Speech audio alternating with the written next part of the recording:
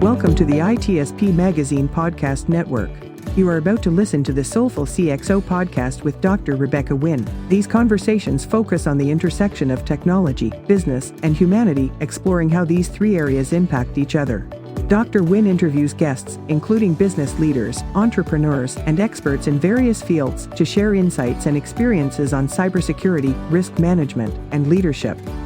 The podcast aims to provide a fresh perspective on how technology can be leveraged to create positive change in the world. Now sit back, relax, and enjoy the show.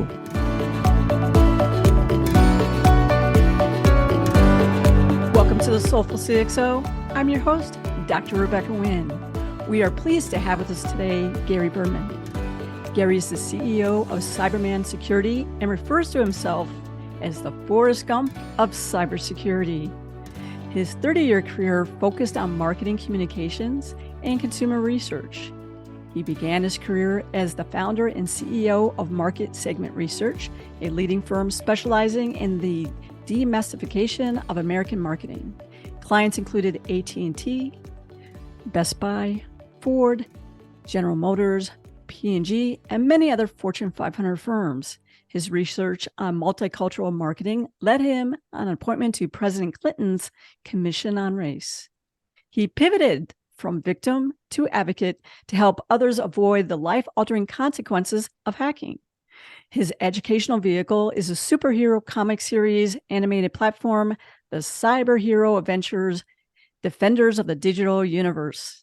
Additionally, he hosts the Cyberhero Adventure Show, where he shines a light on true cybersecurity heroes who toil in anonymity to keep all of us safe online.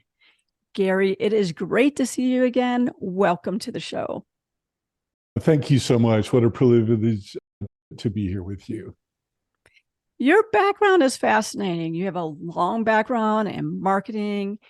And then you went ahead and you decided to go ahead and make a complete career change to technology when you didn't have a big background in it. Can you walk us through that? Because there was a lot of struggles, but it's a very inspirational story.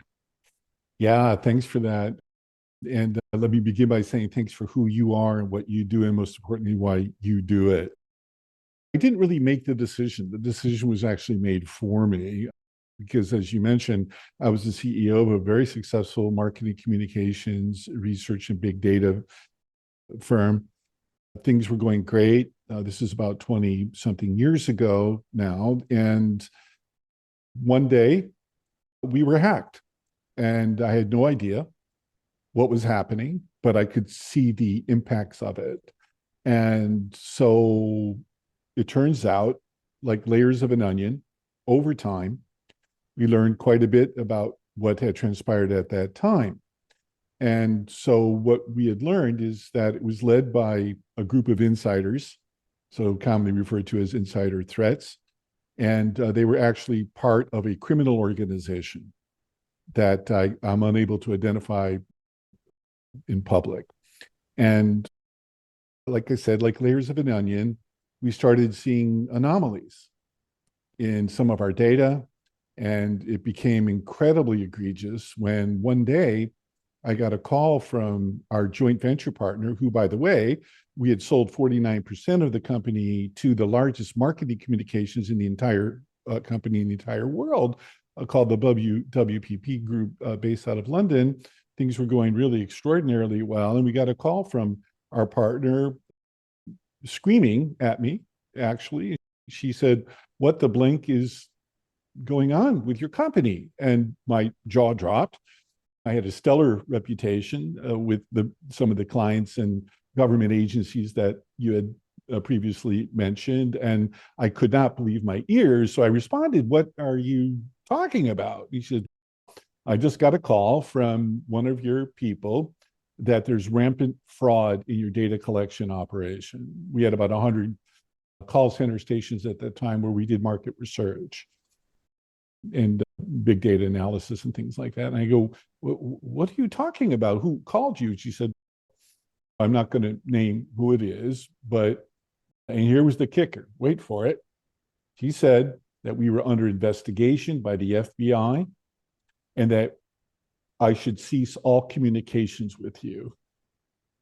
I almost fell off my chair.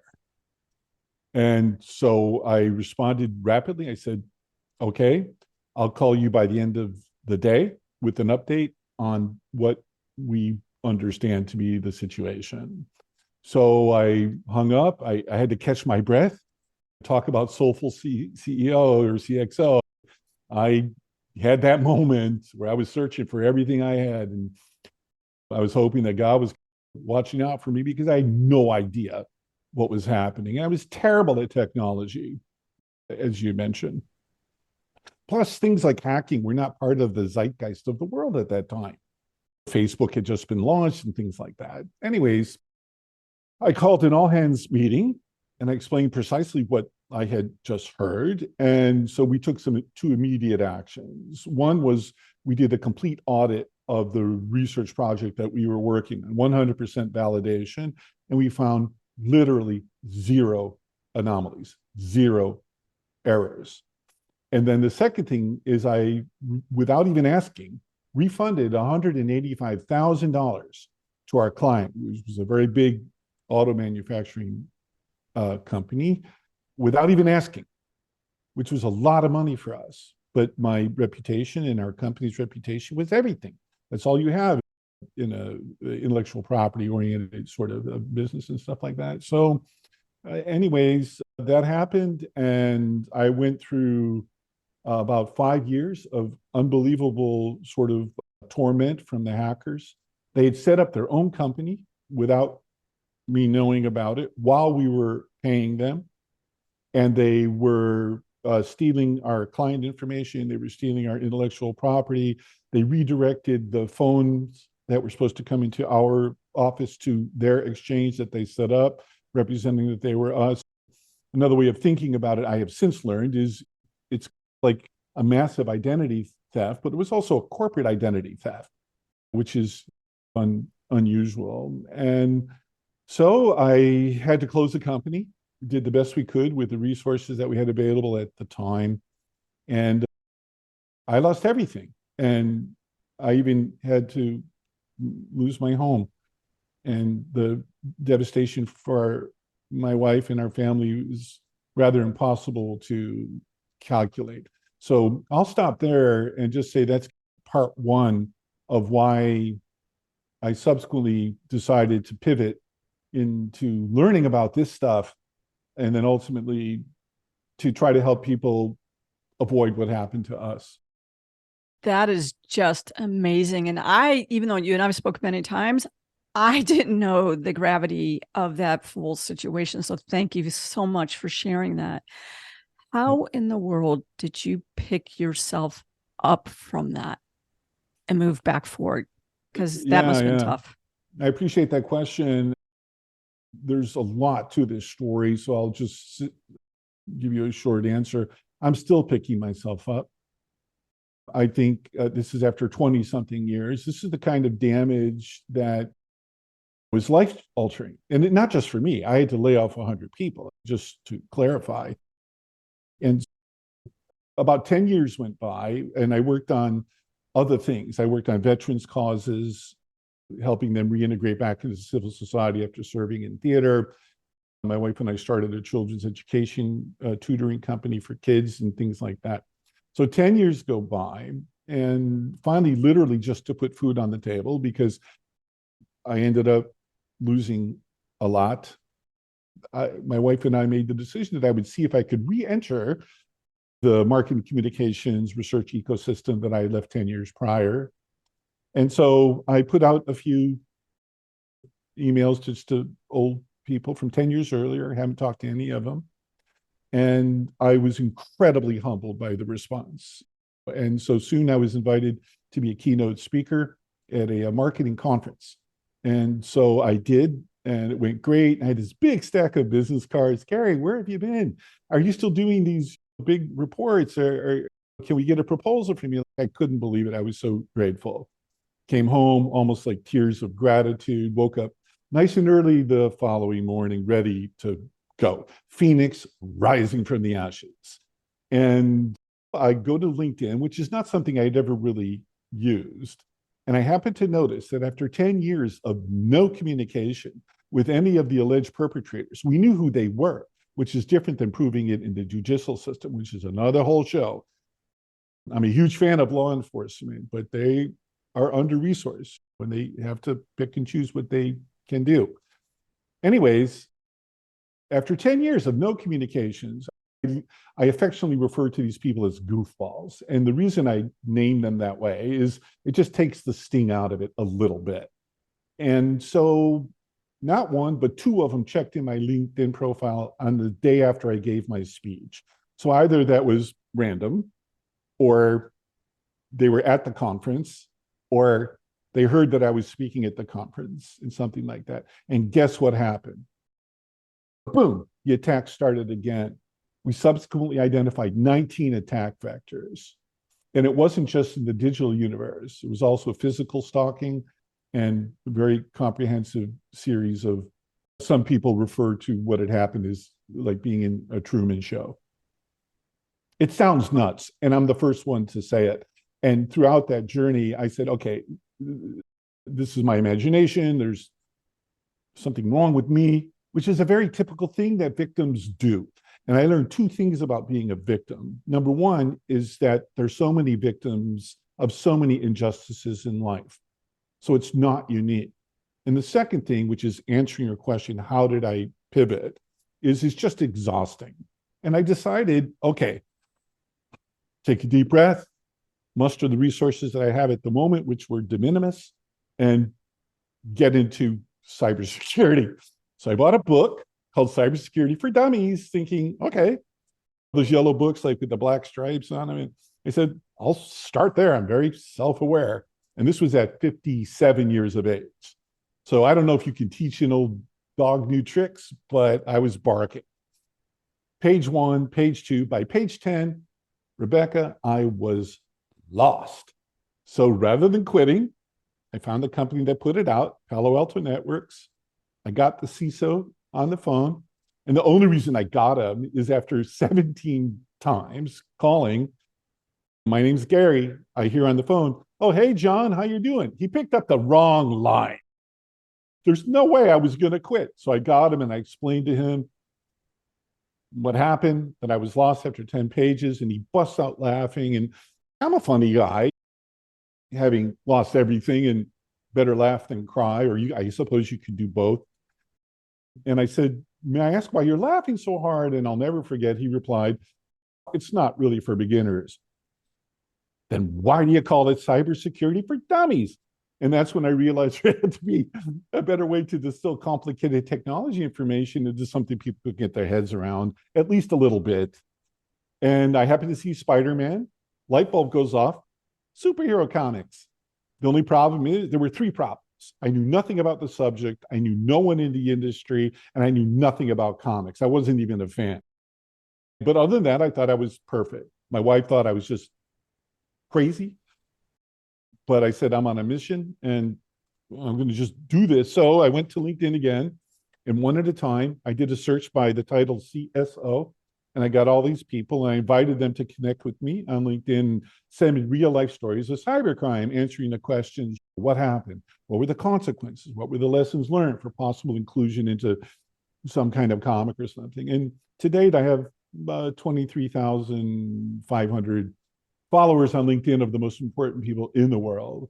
I went to 53 cybersecurity conferences in a period of just under 5 years at my own expense. And I did start learning a little bit about many things, but I didn't really know anything in depth. I became a reporter for a magazine. And so the whole sort of cybersecurity ecosystem turned towards me because I could write stories about their solutions or whatever it was.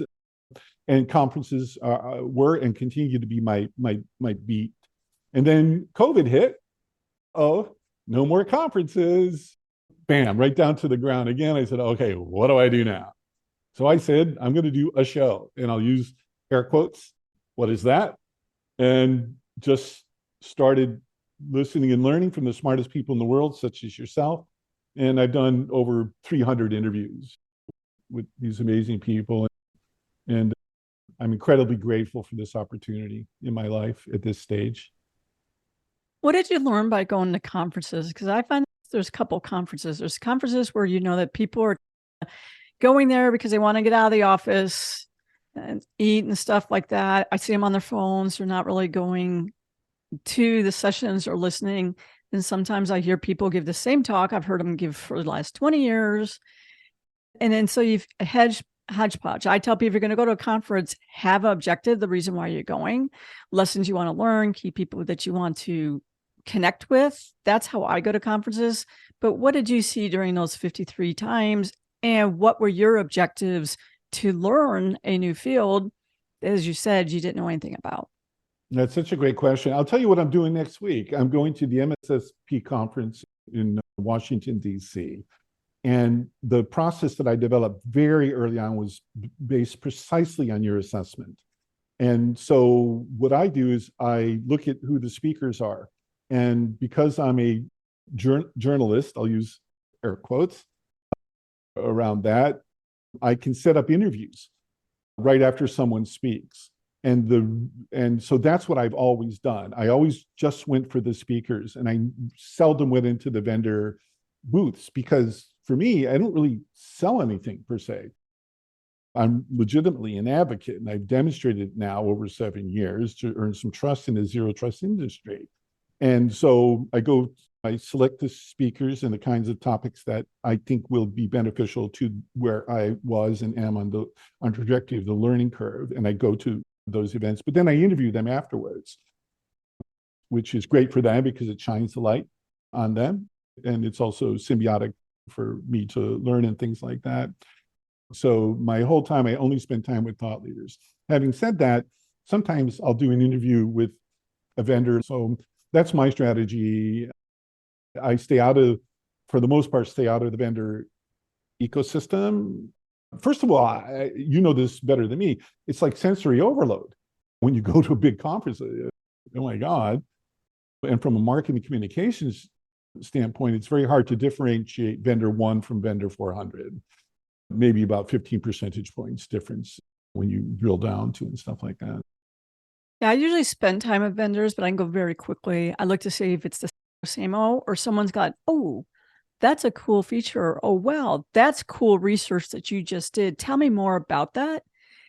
And then what I find out really quickly is, did they send the people who really could do the deep dives with me along those lines? And that's how I test them. But I always do the vendor walk, but I do it to look to see what is the upcoming cool things.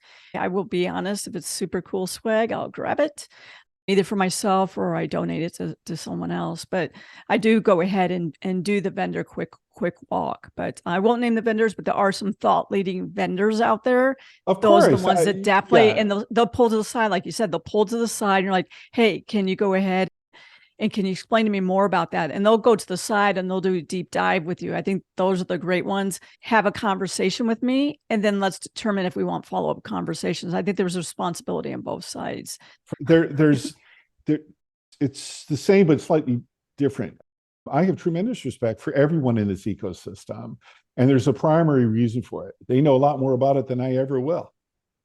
So if I go through an event space or something like that, I don't even know what I'm looking at, plus or minus. So I can't ascertain the validity of someone's solution per se, but I can listen and learn to thought leaders who are already vetted by the conferences. They've already, through their own criteria, decided, okay, Susie or John are good speakers on these topics. So that's why I gravitate that way. And many of them are vendors, obviously. I understand the economic incentives for these kinds of relationships and things like that. And I do have a lot of respect for them. It's just not my beat. I think the important thing is if you're going to a conference, if you're going to a webinar, what is your purpose for going there? What is it that you want to achieve? I do that for staff. If they go, I just want to go to this conference, I'm like, what are the reasons for the conference? Right. What are the reasons why you need to go to the conference? What lectures or whatever do you want to go to? Because what I ask them to do is then I ask them to do a brown bag lunch to share with others. If it's just that I need to recharge, maybe that's still good for them to go, because being around your peers where you can see that people are in this battle, this war all the time together, is a good way That's to right. recharge. But sometimes there's other ways to do it as well too. So I think having those clear objectives and what you want to obtain out of it is really important. Makes You sense. learned a lot of things about resiliency. As you ran a very successful company, you ran into a nightmare situation, picked yourself back up, had to go ahead and reach back out to people again, which is always tough, right? Because we have our ego, and the same thing is we don't know how we're going to go ahead and be accepted by others. And That's then right. being able to go ahead and find a niche that you're doing really well in. What key lessons have you learned going through that cycle that you can share with someone else who might be somewhere in that cycle and they need that encouragement? Yeah, for sure. I really appreciate that insightful question. So, a quick anecdote about what I learned was it's important to have psychological air to breathe. And there are different tools for your quiver to do that. And one of my most valuable tools was from a quote from Albert Einstein, when a reporter said, "Mr. Einstein, on one hand, you have science and physics and mathematics and all that. And on the other hand, you have people who believe in some universality or God or something like that. How do you reconcile those two worldviews?" he was asked. And he said, after thinking about it, coincidence is God's way of remaining anonymous. And while I don't sit around in a yoga position hoping for things to happen, I do have my antenna up for moments, such as when you and I first met. I could tell there was a spark there, but that's not enough. People can tell it, like when the hair on your neck stands up or something. We have intuition, I guess you can call it, or many different words to describe it. It does require some kind of action or insight, which then requires some resources. It might be education, it might be time, it might be money, it might be friendships, it might be people, fill in the blank for any of you and your listeners. And then you have to have the courage to do it, to actually take at least a baby step in the direction that you see. So for me, my big moment in cybersecurity happened when I was invited to give a speech at the Gartner Security and Risk Management Conference in Washington 6 or 7 years ago now. And I've been a public speaker my whole life. That's my core competency. I'm really funny and I love making it about the audience. And so I'm really good at it. And I never get nervous except for this speech. And I was literally shaking. I could feel my heart pumping, the adrenaline going, fight or flight, like what to do. And the reason is that I was going to share, I'll use air quotes, evidence of what happened to me to a cybersecurity audience who could call BS, or maybe it's a misattribution or false positive, or you didn't upgrade or update or whatever. All the millions of reasons that I could be wrong. And I had to have the courage to do it. And so I did. I spoke for almost an hour. And guess what happened when I was done? You didn't get picked on. Hopefully that they appreciated what you had shared. Yes, I got a standing ovation. Nice. And then afterwards, like no exaggeration, 30 or 40 people were waiting in a line to talk to me. And they were asking me questions like, how did that Bluetooth happen? That attack happened? I said, how am I supposed to know? You're the one who's supposed to know this stuff. What are you asking me for? And it was like that. And it turns out I was an early sort of target of pretty sophisticated stuff that even to this day, people wouldn't believe. And I found a home. So that's my long-winded answer. Find a home with a community of people that are trying to do something good in the world, that fulfills you as a person, that gives you fuel and energy. And if you're as lucky as I am, try to have some fun doing it. Yeah, I think one of the biggest challenge always is getting over our own fear, uncertainty, and doubt, and then finding at least just a couple people who will support you no matter what. So I know you have a strong family. Did you have business partners who stayed with you, or was it just on this journey that you start finding more like-minded people like myself along the way? Yeah, it's a little bit of both. God bless my wife. If I were her, maybe I couldn't do it because this stuff was just so all-encompassing and just not believable. People have trouble believing victims of all kinds of things for all kinds of reasons. But she did and does. And I'm happy to say that we just visited our new granddaughter, and now I have another advocate. And my two daughters have been amazing, for sure. But that's also an interesting thing, too. I keep a firewall between this stuff and them. I do, because it can be incredibly scary. Fear, uncertainty, doubt. These are real things. And there's some bad people in the world. Having said that, I don't know, qualitatively, the ratio of good people to bad people is probably 10,000 to 1. But the only time you hear about hacking or cybersecurity is when the goofballs win. You don't hear about all the good people and stuff like that. So that's the community that I've been able to become part of. And it just keeps getting better. And I love giving back. That's why I do my show and other things that we're embarking on now. I'm going to tell people we're all in a cyber war at all points in time. And we just have to join forces and really support each other instead of ripping people apart, because most of the time be honest, it's like they got it was them because it could have been me, but they actually got to them first.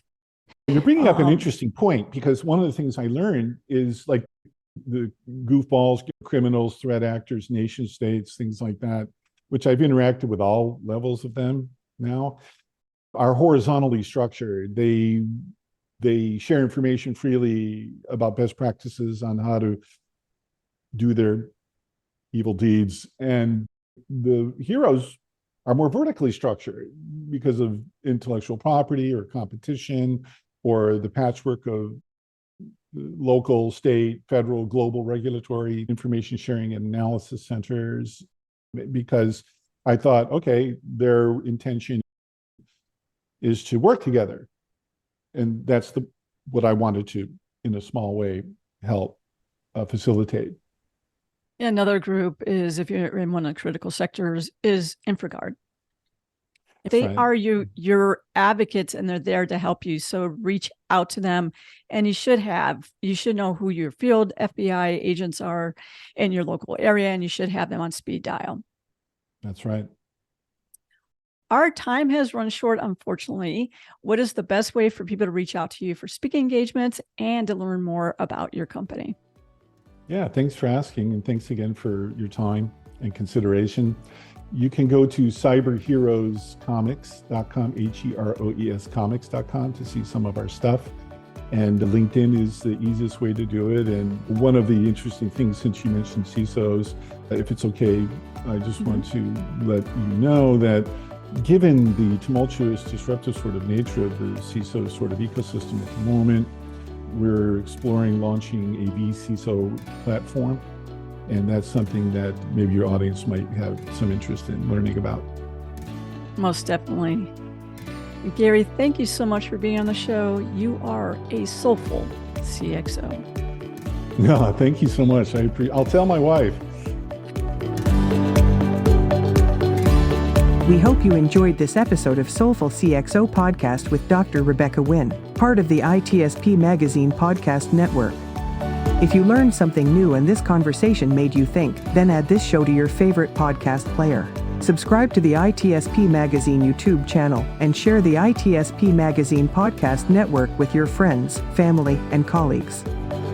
If you represent a company and wish to connect your brand to our conversations and our audience, visit itspmagazine.com to learn how to sponsor one or more of our shows. We hope you will come back for more stories and follow us on our journey.